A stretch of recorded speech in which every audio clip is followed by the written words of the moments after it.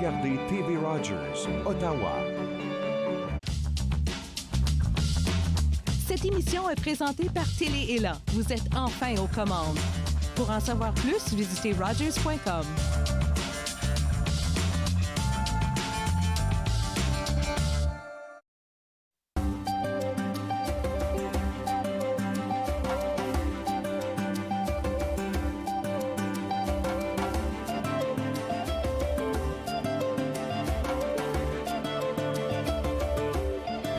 Allez, ici Jean-Marie Vianney, bonjour et bienvenue à l'émission Vivre Ensemble. Vivre Ensemble, aujourd'hui, je vous amène dans un univers des individus, des personnes qui sont au sein de leur communauté, mais qui sont des influenceurs, qui sont des agents et des agents du changement. Et cette émission d'aujourd'hui, je vous amène dans un univers médiatique.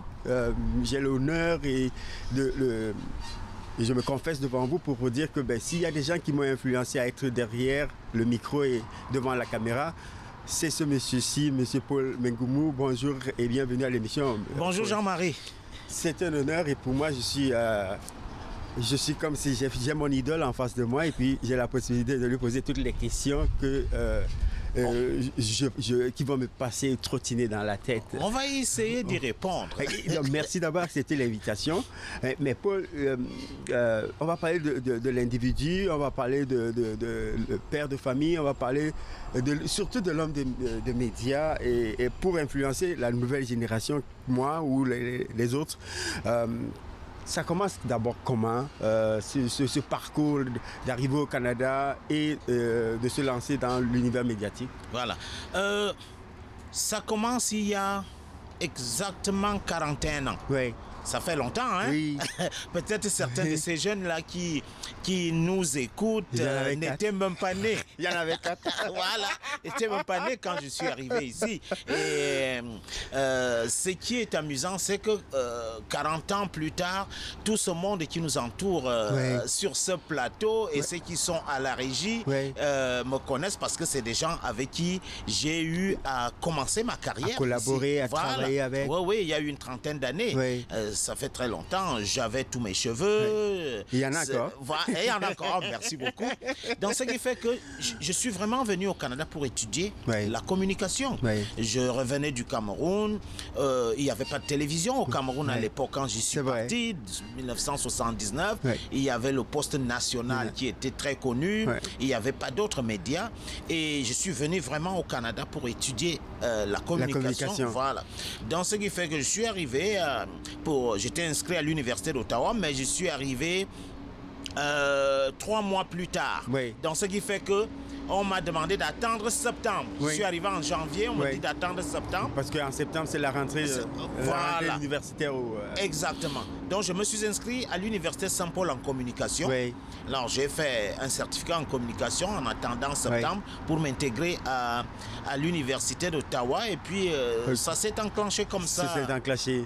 L'homme a découvert la passion à embrasser la communauté. Voilà, exactement, oui. Et je me suis dit une chose.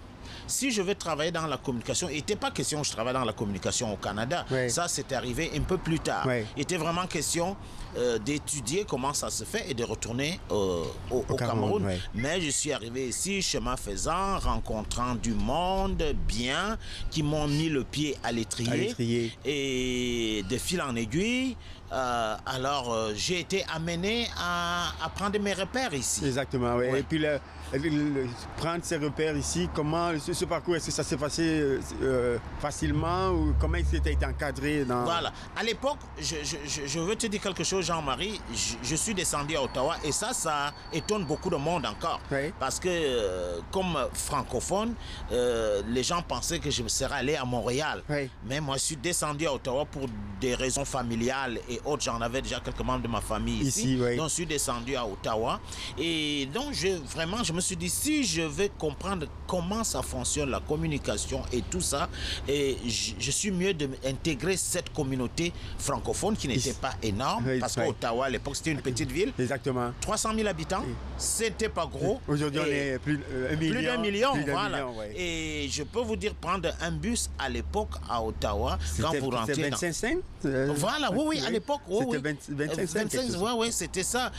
Moi, j'habitais au centre-ville d'Ottawa. Je vais vous estomaquer. Un appartement, je louais mon appartement à $270. Ah, 2 chambres à coucher. On voit la différence aujourd'hui.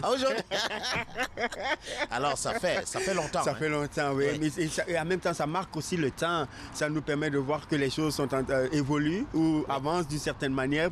Certains choisiraient du bon ou du mauvais côté, mais bon, ça évolue quand même. Voilà. Et donc, de toute cette carrière, de toutes ces, est-ce qu'il y aurait des temps importants qui ont délimité, déterminé votre engagement au sein de la communauté et puis dans l'univers médiatique? Voilà. Moi, je l'ai déterminé en certains grands moments, pas beaucoup, mais ceux, comme j'ai dit tout à l'heure, qui m'ont mis le pied à l'étrier. Oui. Je suis quelqu'un qui aime prendre les devants. Je l'ai appris, quand on veut quelque chose, il faut aller vers l'autre. Oui. Et ça aussi, on parlera de vivre ensemble tout à l'heure. Oui. Mais ça aussi, ça commence par là. Vous allez vers l'autre, vous allez comprendre l'autre. Oui. Et ça, c'était le premier moment. Je suis dans la communication, je suis mieux de comprendre ce qui se passe. Oui. Je suis dans le groupe d'étudiants africains, mais aussi je suis dans le groupe d'étudiants canadiens. Ouais. Voilà. Donc j'oscillais. C'est important, ce pont. Ce pont-là, c'est très important et je l'ai commencé très tôt. Oui. Et moi, je veux vous dire qu'à l'Université d'Ottawa, j'étais dans les deux. Oui. Et j'étais l'un des rares qui était dans les deux. Je prenais du bon là, j'amenais là, Oui. et je prenais là, j'amenais là. Et à partir de là, j'ai pu rencontrer du monde qui faisait de la télévision communautaire en français. En français, oui. Des anciens, les Yolande Le Sart et autres. Donc, c'est comme ça que j'ai commencé. Oui. Je suis rentré là, j'ai commencé à faire des émissions. Pas pour les Africains, mais pour les francophones. Pour les francophones, oui. Tout le monde. Oui. Et donc, ça vous a amené Radio-Canada. Voilà, après, donc, j'ai été amené à Radio-Canada. Et après, Radio-Canada me dit, un jour, il y a un poste dans l'Ouest canadien. Est-ce que ça t'intéresse? Je dis, n'importe où il y a quelque chose, ça m'intéresse. Ça m'intéresse. Alors, l'autre deuxième grand moment, c'est quoi? Quand j'arrive dans l'Ouest, j'étais vraiment le premier noir qui arrivait là-bas à Radio-Canada. Il n'y en avait pas beaucoup. Non, il n'y en avait pas. Même pas. Même pas. Donc, le cheveu dans la soupe. Le cheveu dans la soupe. Je vais vous raconter une anecdote. J'avais un patron qui s'appelait, je ne sais pas ce qu'il est devenu aujourd'hui, il s'appelait Marc Lavoie. Oui. C'était le rédacteur en chef là-bas. Monsieur Marc Lavoie, si vous êtes encore vivant, si vous nous écoutez, on vous salue. Et cet homme-là m'a fait réaliser beaucoup de choses.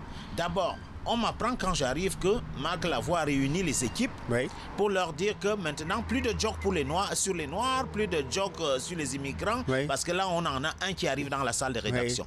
Donc, ça change, changement de culture. Changement de culture. Changement d'attitude. Voilà. Vous devez maintenant apprendre à communiquer avec la différence. Oui. Et je suis arrivé, j'ai été très bien intégré. J'ai habité avec 2 journalistes chez eux pendant presque 3 mois avant de pouvoir trouver mon appartement. Et là, Marc Lavoie me conseille quelque chose. Il me dit, va à l'université, faculté Saint-Jean de l'Université de l'Alberta. Il donne un cours là-bas sur la francophonie canadienne. Je suis allé m'inscrire à ce cours pour comprendre l'autre. Exactement. Et ce cours-là m'a beaucoup aidé. M'a beaucoup aidé. J'ai pas fait longtemps là-bas, j'ai fait presque 1 an et demi, 2 ans. Je suis revenu dans la région. Alors, l'autre grand moment... Mais l'expérience était enrichissante. Oh là là, oh combien enrichissant. Et ça m'a permis vraiment de m'intégrer en même temps. Et que l'autre aussi, comme j'allais tout le temps vers l'autre, l'autre aussi me comprend. Il y avait une deuxième chose. Voilà, le deuxième grand moment, c'est mon entrée à TFO. Alors, je viens d'arriver à TFO, le patron m'appelle, il me dit, c'est le 150e de l'archidiocèse d'Ottawa. Et l'archidiocèse d'Ottawa, c'est de la francophonie même à son meilleur. C'est ça, Alors, tu vas faire le reportage sur les 150 ans. Je lui dis, non, je ne peux pas. Il s'appelle Adrien Quentin, il est mort aujourd'hui, pas en son âme. Son âme. Voilà. Il me dit, je lui dis, je suis la personne la moins qualifiée dans la salle pour faire cette histoire. Il me dit justement, c'est pour cela que je t'ai choisi. Ouais, tu vois, ouais. Le vivre ensemble. Le vivre ensemble, ouais. Toujours là, ça ressort là ouais. dans tout mon parcours. Ouais. Il dit, c'est pour ça que j'ai dit, pourquoi Adrien? Il me dit, parce que quand tu auras fait l'histoire de l'Église catholique au Canada, ouais. Tu auras fait l'histoire des francophones. Ouais. Et comme tu travailles sur une chaîne francophone, tu dois les comprendre, tu dois savoir qui ils sont, ouais. Ils doivent te comprendre. Et le parcours, voilà. Le partage d'informations. Et c'est là où j'ai appris que tout ce qui existe comme institution francophone a été créé par l'Église. Par l'Église, oui. Ouais. J'ai fait 15 minutes de reportage et ça a dépassé tous les cours que j'aurais pu prendre à l'université sur l'histoire de la francophonie. Certainement, dans ces 15 minutes, beaucoup de rencontres, beaucoup de découvertes, beaucoup d'anecdotes. Énormément. J'ai fait toute l'évolution des francophones dans ce pays juste sur 150 ans. Avant d'aller à la pause, ce serait important, on est passé rapidement là-dessus. Oui. Le premier noir à être dans l'écran, devant l'écran, un homme noir. Comment est-ce que toi tu te sentais? Est-ce que tu avais l'impression que tu avais une épée de Damoclès sur les épaules, la responsabilité de bien faire, de ne pas manquer à ton cours? Comment tu l'as vécu? On a comme une mission, hein. On a comme une mission. Ça, c'est encore une autre anecdote. Vous parlez de pause, je vais aller rapidement. Et un jour, je rencontre quelqu'un dans un autobus. Il me tend sa carte. Et je lis pas sa carte, je mets dans les poches. Et un an plus tard, je retrouve sa carte. Oui. Je l'appelle. C'était un des grands patrons de Radio-Canada. Oui. Je n'avais jamais lu sa carte. Là, je l'appelle. Il me dit, toi, tu es bien né, toi. Je dis, pourquoi? Il me dit, j'ai fait une grande réception chez moi aujourd'hui. Et ce jour-là, tu m'appelles. Allez, viens-t'en. Viens-t'en. J'ai rencontré tous les grands patrons de Radio-Canada là-bas. Oui. Et c'est comme ça ils m'ont invité à aller passer un test. Oui.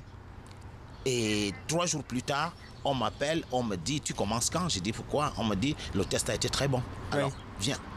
Voilà mon entrée à Radio-Canada comme une blague. Et je me suis dit, ce jour-là, je pense que j'étais je pourrais même dire, le premier noir à passer à l'écran. Oui. Et je me suis dit, je pense que j'ai intérêt à mieux faire pour susciter des vocations.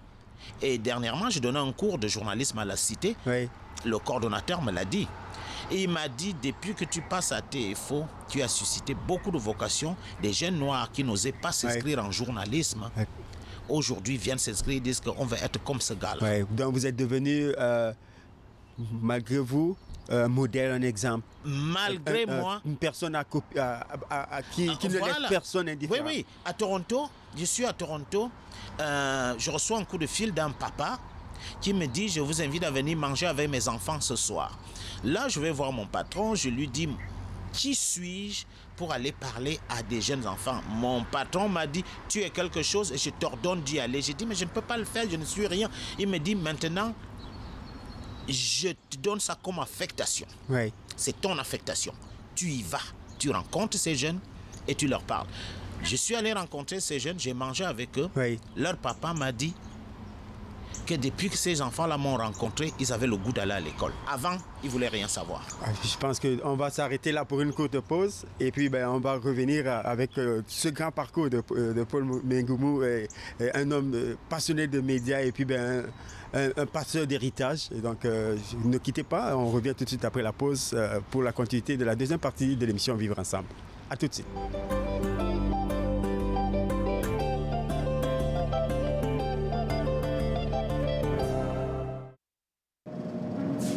Nous venons de traverser des moments difficiles, une dure épreuve pour beaucoup.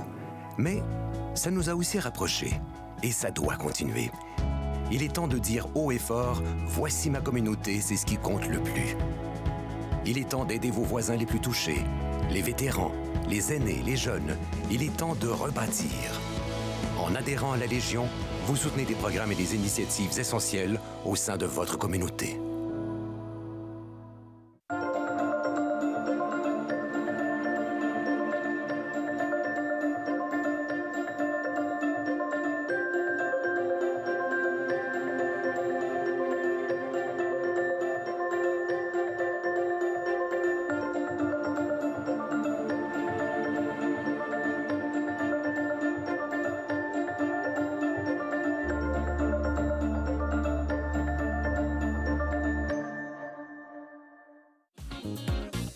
Cette semaine, à Nathan Parle, je reçois Caroline Rochon et Julie Desmarais. Avec Caroline, on parle d'une expérience dans la nature et avec Julie, des trouvailles. Nathan Parle, mercredi 20h, sur TV Rogers.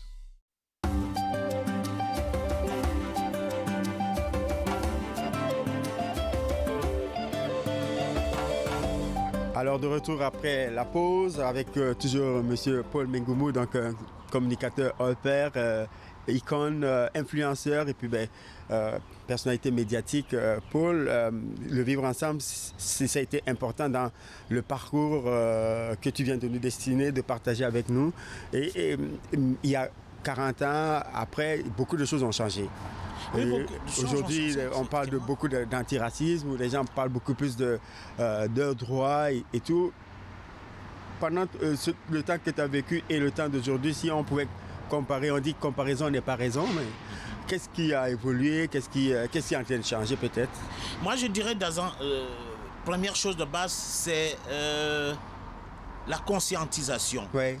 Les gens ont pris conscience de certaines choses, soit que dans leur tête, qui n'existaient pas, soit tout simplement qu'ils n'étaient pas face à certaines contraintes, oui. Ils n'étaient pas face à certaines exigences. Donc, et même ceux qui arrivent n'osaient pas revendiquer par peur peut-être d'être jugés oui. ou par peur d'être rejetés. Et donc, on allait au gré du vent, on allait aussi quand on rencontre quelqu'un un peu conscientisé qui voulait bien nous faire une petite place à côté. Parfois, il fallait mettre beaucoup de gants de velours. Ah, absolument, oui. Absolument. Il fallait faire attention, il ne fallait pas froisser. Ce qui se passe aujourd'hui, est-ce qu'au niveau médiatique, beaucoup de choses se passent? La façon de faire les reportages, les médias, de les pratiquer aujourd'hui, 40 ans et aujourd'hui, qu'est-ce qui... si tu te retrouvais 40 ans aujourd'hui, ouais. Comment est-ce que tu serais? D'abord... Est-ce que tu es perdu ou tu es dans ton univers? Le contexte a changé. Le contexte a changé. Tout est différent aujourd'hui. C'est les réseaux sociaux. Quand vous faites un reportage, aujourd'hui... non seulement qu'il va se retrouver en ondes immédiatement, mais aussi il va se retrouver sur les réseaux sociaux instantanément. Instantanément, oui. Et des fois, il y a des choses que vous dites, il y a des gens qui vont le contredire. Oui. Et ils vont le contredire à l'immédiat. Oui. Alors, dans ce temps-là, ça n'existait pas, les portables n'existaient pas, l'Internet existait dans les bibliothèques. Oui. Donc, vous pouviez faire quelque chose... Les Twitter de ce monde... Voilà, ça n'existait pas. Oui. Donc, le contexte est complètement différent. Oui. Il faut prendre conscience de la réaction, de l'immédiateté de la réaction. Et donc, il faut bien faire sa recherche, il faut la pousser, il faut consulter oui. pour pouvoir... penser à l'angle mort. Voilà. Penser à l'angle mort. Parce qu'il est toujours là, oui. Il est là. Les journalistes aujourd'hui sont beaucoup plus épiés. Oui. La communication, aujourd'hui, moi je vois dans le monde politique, pendant la campagne électorale, quand un chef de parti qui se trouve à Vancouver fait une réaction, fait quelque chose, la réaction vient du Québec. Exactement. Ou d'ailleurs, et c'est instantané. Oui. Et c'est important pour toi de passer le témoin. Tu donnes des cours de communication, de journalisme. Qu'est-ce que pour toi, qui est important à passer à la relève, à passer aux jeunes qui sont passionnés de médias et de communication? Moi, je pense qu'il faut d'abord... c'est très important parce que, effectivement, j'ai donné des cours à la cité collégiale en journalisme oui. et en droit de la personne aussi. Oui. Et je peux vous dire que c'est très important que ce soit les jeunes immigrants qui arrivent, que ce soit les jeunes Canadiens de souche, ou de deuxième, troisième génération, nos enfants qui sont nés ici ou les enfants des autres. Oui, comme par exemple ma fille est née ici, elle a été au Cameroun 3 fois en 20 ans. Elle, son pays, c'est le Canada. Oui. Voilà. Mais je fais un effort de pouvoir l'amener là-bas, d'où je viens, pour qu'elle comprenne les sensibilités. Exactement. Et c'est très important qu'il y ait ce lien-là c'est très très important. Par exemple, elle me pose des questions, je lis des choses sur Internet, papa, qu'est-ce qui se passe au Cameroun? Est-ce qu'on est en train d'assassiner du monde, des tueries? Donc, j'ai dû lui faire un cours sur les communautés, sur les groupes ethniques, sur ce qui se passe là-bas. Et en parlant effectivement de passer le relais, j'essaie de lui passer le relais, qu'elle comprenne ces choses, qu'elle ne répète pas les mêmes erreurs. Parce que moi, je pense que ce qui se passe dans certains de ces pays-là, c'est qu'aux indépendances, on a voulu créer des États, on n'a pas créé des États-nations. Et ça a créé tout ce qu'on comprend. Les groupes sont des groupes, les partis politiques sont des émanations des groupes ethniques. Et en parlant du Cameroun, parce que nous deux, on y vient, quand même, il y a cette crise anglophone qui perdure et qui pourrit un peu la vie des communautés. Là-bas, Et ici, on peut ne pas, comme personnalité de médias, ne pas en parler quand même. Non, effectivement. Mais comment est-ce qu'on peut aider à partir du Canada? Le Canada peut aider ou qu'est-ce qu'on fait? Moi, je pense que le Canada peut aider. Moi, je pense que d'abord, l'une des premières choses, c'est... on le sait, c'est de notoriété publique aujourd'hui là que cette crise se perpétue parce qu'il y a des groupes à l'étranger qui l'alimentent. Voilà, et qui l'activent aussi. Et moi, je pense qu'il faudrait commencer par là, essayer de mettre fin à ça, essayer de sensibiliser que ce qui arrive là-bas en ce moment, si nous, on arrête de mettre l'eau ou de l'huile sur le feu, elle va s'éteindre. Et la diaspora joue un rôle important. La diaspora joue un rôle important là-dedans. Elle devrait, moi je pense, calmer les choses. Parce que le problème qui arrive maintenant, c'est que c'est l'émanation encore de ces groupes sur le terrain qui se retrouvent ici, dont les gens supportent, par exemple, ce qu'on appelle les anglophones, parce que le problème même est là. Les anglophones, les francophones, on n'est pas ça. C'est des choses qui nous ont été amenées. Importées, puis les gens se sont confortables avec l'habit de... l'habit de ça, anglophone, francophone. C'est quoi ça? Et revenons dans la notion du vivre ensemble, parce que certains considèrent le vivre ensemble comme la meilleure façon de s'intégrer. D'autres pensent que le vivre ensemble, c'est l'inclusion. Paul Mengoumou, signification de vivre ensemble pour vous? Moi, je pense que, je dirais ce que disent les sociologues.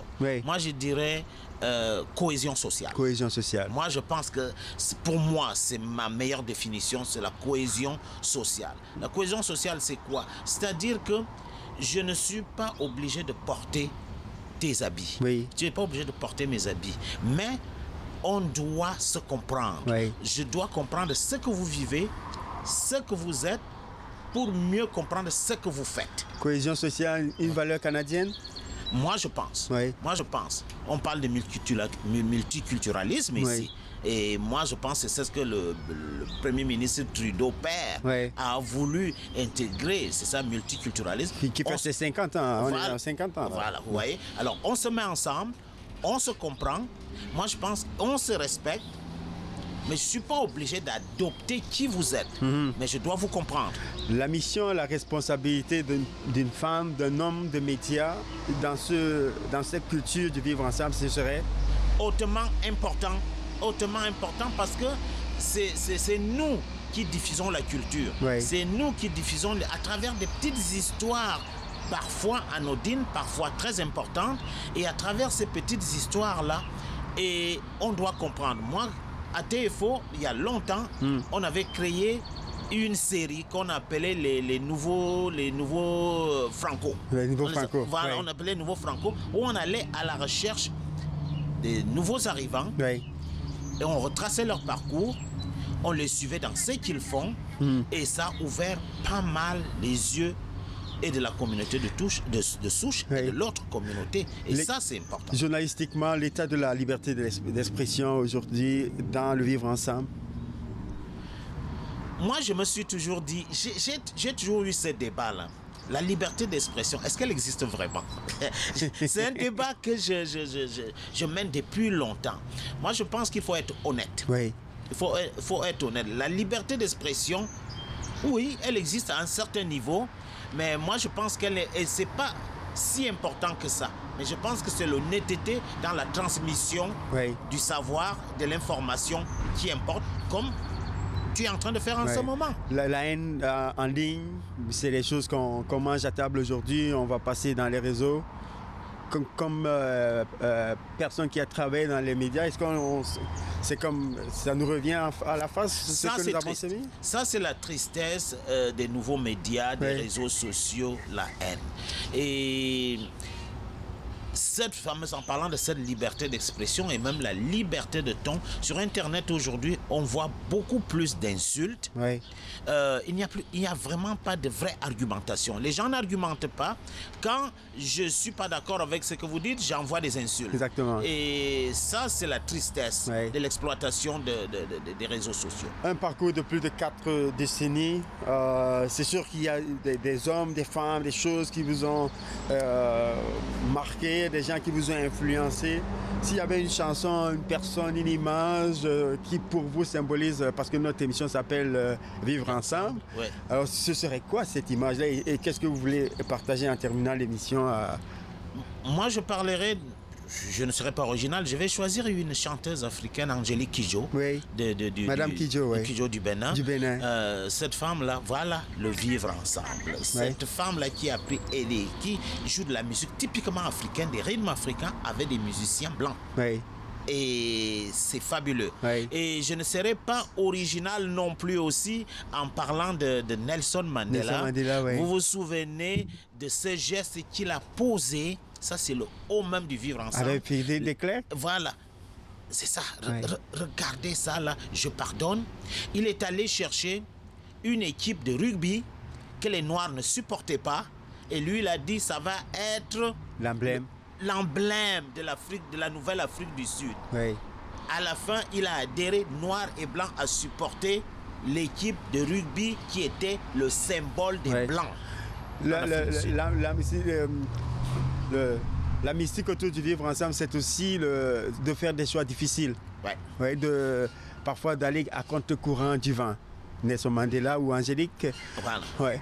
Mais ça doit aussi créer le sentiment d'appartenance de ceux qui voudraient embarquer dans le train du vivre ensemble. Exactement, exactement. Moi, je pense qu'à un moment donné, il faut accepter d'être contesté. Oui. Il faut accepter d'être contesté.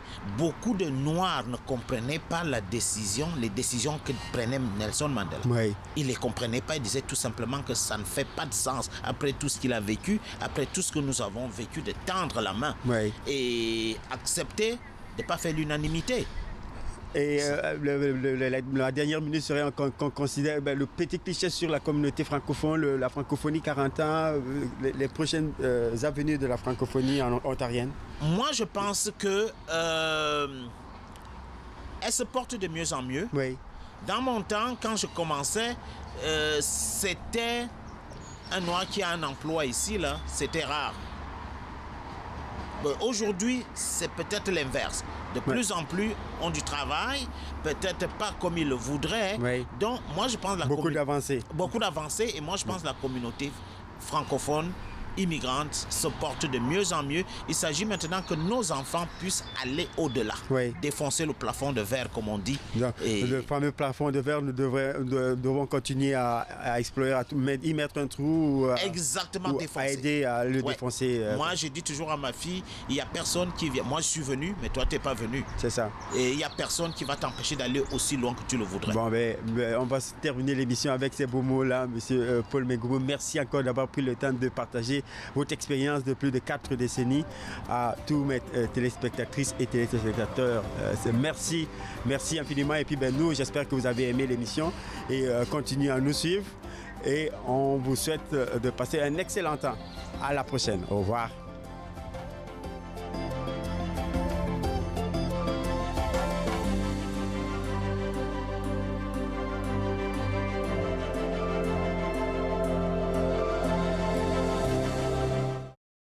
Faites-nous part de vos commentaires en composant le 613-521-2323 par courriel sur Facebook et Twitter.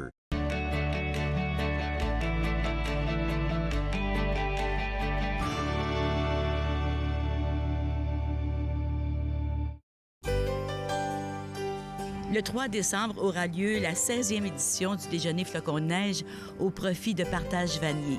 Si, depuis 2 ans, la formule d'événement a changé en raison de la pandémie, les besoins de la communauté, par contre, sont toujours là, tout comme votre solidarité et votre générosité. Pour plus de détails, visitez le www.déjeunerdesflocons.com. Le Téléthon Déjeuner Flocons de neige, vendredi 3 décembre, 8h, sur TV Rogers. À la prochaine émission, Anne Donovan nous fait découvrir une région de l'Inde, le Rajasthan. Nous cuisinerons également une soupe aux lentilles masala. Bouffe sur la route, dimanche 20h, sur TV Rogers. Cette semaine sur Pêche Évasion, on pêche l'achidon sur le Big Rideau. Pêche Évasion, samedi 12h30 sur TV Rogers.